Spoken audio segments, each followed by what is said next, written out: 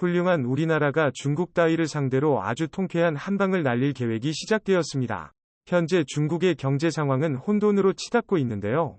시진핑은 이성을 잃고 판단력을 잃은 채 동북아 지역에서 한바탕 전쟁을 일으키려 하고 있으며 미국과 정면 대결도 불사하겠다고 무모한 선언을 했습니다. 미국과 호주, 캐나다의 특수부대 병력과 해군들이 대만에 대규모로 투입되면서 사태는 더욱 긴박해져가고 있습니다.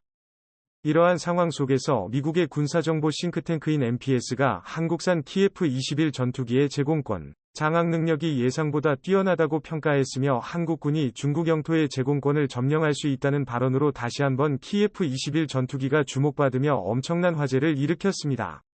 미국은 MPS가 주장하는 핵심적인 내용에 따르면 한국산 KF-11 전투기의 숨겨진 잠재력을 인정해야 한다며 다수의 중국산 구식 전투기들을 한꺼번에 격추시킬 수 있는 5세대급 멀티컨트롤 항공장비를 언급했는데요. 모두가 알다시피 중국산 전투기는 러시아산 전투기를 동의 없이 무단 복제한 데드카피 형태이기 때문에 성능과 신뢰성에서 한국산 KF-21 전투기에 비해 매우 불안정하다는 것을 알고 있으실 것입니다. 그러나 중국 공군은 성능은 떨어지지만 한국군에 비해 3배가 넘는 압도적인 전투기 물량을 내세워 이러한 스펙 차이를 메꿔보려 기를 쓰고 있는데요.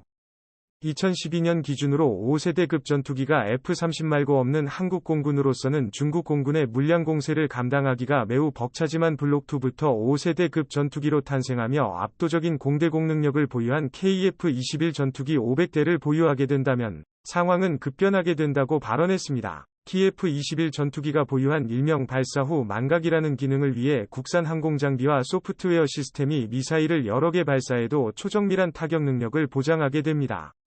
최대 6발이 공대공 미사일을 한꺼번에 발사하는 게 가능하죠. KF-21 앞에서 생산된 지 50년 이훌쩍 넘은 중국군의 주력 전투기인 제두-질은 그야말로 추풍낙엽처럼 풀려나갈 뿐이며 자칭 중국 공군의 새로운 주력이며 차세대 전투기들인 죄의식과 제21도 KF-21에게 성능에서 압도적으로 열세입니다. 이것은 중국 공군의 다수를 차지하는 3세대 전투기와 4세대 전투기보다 압도적인 공대공 미사일 멀티 컨트롤 시스템을 KF-21 전투기가 보유했다는 것을 뜻합니다. 미국의 군사 전문가들은 미래 군사훈련에서 만약을 가정해 중국이 한국을 침공하여 전쟁이 발발했듯이 베이징과 매우 가까운 한국 공군의 역할이 매우 중요하다고 언급했는데요. 베이징의 제공권만 장악한다면 한국의 승리가 매우 확실해집니다. 반면 중국군은 한반도와 가까운 북부 정부에 전력을 집중 배치했으며 유사시 제2차 한국전쟁이 일어날 경우 한반도에 개입해 무슨 수를 썼어든 한국을 점령하는 것을 중국군이 목표로 삼고 있습니다. 이처럼 수백 대를 투입해 최대한 한국 공군의 전력을 소모시킨 후 중국군의 주력 전투기들을 이륙시켜 확실하게 제압한다는 전략을 내세우고 있는데요. 허나 이러한 전략은 KF-21 전투기가 등장함에 따라 전혀 통하지 않게 되었습니다. 과거 태국군과 중국군이 도급 파이팅 훈련 도중 태국군의 스웨덴산 전투기에 중국산 전투기들은 처참히 추락했는데요. 정작 스웨덴산 전투기보다 표기된 성능은 중국산 전투기가 뛰어났다는 게 아이러니합니다. 왜 중국산 전투기가 공개된 스펙에 비해 성능이 처참한지는 간단합니다. 이것은 중국군의 과대포장 능력과 엉성한 형태의 러시아산 무단 복제 배드 카피의 형태를 아직까지도 가지고 있다는 증거입니다. 즉 스웨덴산 그리핀 전투기보다 성능이 월등한 KF-11 전투기는 엄청난 초격차 성능을 중국군에게 보여줄 수 있게 되는데요.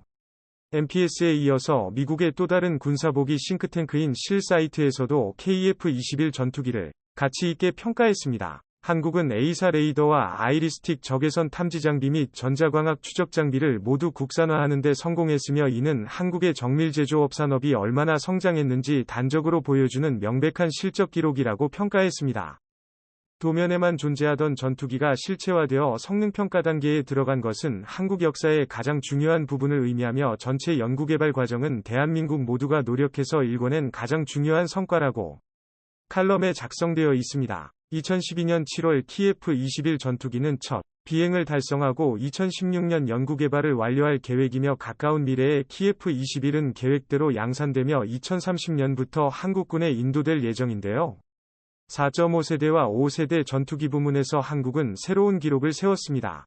시련이 많았던 KF-21 전투기의 진면목을 주목 KF-11 전투기는 개량을 거쳐 한국의 5세대 스텔스 전투기로 재탄생했으며 한국은 새로운 스텔스 전투기인 프로토타입의 선진적인 익신일체 설계와 제조 공정을 채택 설계 및 제조 공법으로 전체 날개는 다량 답벽 구조로 되어 있고 외인과 중앙 날개 사이에는 설계 분리면이 없으며 주수력 골조는 6개로 양쪽 날개를 관통하는 전형적인 스텔스 형상을 지니고 있습니다. 중앙 날개의 티타늄 합금 활자용 구조와 함께 블로킹 핀과 연결부를 줄여 구조적 무게 감량과 구조적 무결성 개선에 정말로 유리하다는 뜻이죠. KF-11 전투기는 이 같은 진보된 설계도를 사용해 제조 공정이 나타나도 제대로 된 효과를 발휘하는데요.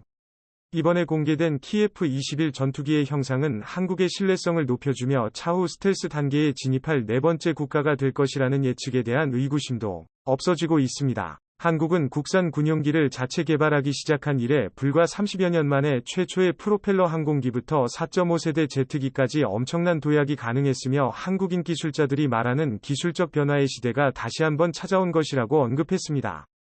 또한 KF-21은 아이리스티를 탑재해 적기의 행동 반경을 파괴할 수 있다는 엄청난 장점을 지녔습니다. 당연히 최약체라고 평가받는 중국산 전투기들은 취약한 성능을 자랑하며 단지 수량이 많은 물량만 가지고 있죠. 이어서 한국에서 전투기를 운영하는 공군은 현대전에서 전쟁의 승패를 결정짓는 가장 중요한 병과이며 그런 전투기의 정점인 스텔스기를 개발할 수 있는 국가는 지금까지 미국과 러시아뿐이었습니다. 그런데 우리나라가 블록3 개발을 확정함과 동시에 마침내 한국형 전투기 KF-21 2호 기가 그 모습을 드러내면서 30년 전만 해도 제트기조차 개발하지 못했던 대한민국은 몰라보게끔 성장해 스텔스기 개발국 반열에 당당하게 합류했습니다. KF-21은 5세대급 최강의 전투기이자 공대 공능력만큼은 미 국산 전투기들과 대등하다고 평가받기 때문에 한국 공군에서는 KF-16을 퇴역시키고 500대의 KF-21을 도입하자는 의견이 제시되고 있습니다. 공군은 주변 국가의 전쟁에서 판도를 결정짓기 때문에 예전과는 달리 육군과 대등할 정도로 목소리가 매우 커졌으며 출고 시기 이후 KF-21의 관계자는 공군에서 500대의 KF-21을 구입하게 간절하게 원한다고 언급했는데요.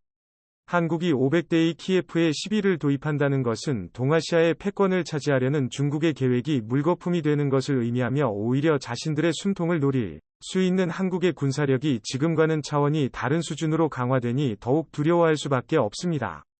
주변국들의 조롱과 비난에도 한국은 끝내 무에서 유를 창조하며 KF-21의 개발을 성공했으며 한국군의 자주 국방은 KF-21을 개발하기 전과 개발한 후로 나눈다 해도 과언이 아닐 것입니다. 본 영상은 유튜브 채널 대고구려제국에서 제작하였으며 도움이 되셨다면 좋아요와 알림 설정을 눌러주세요.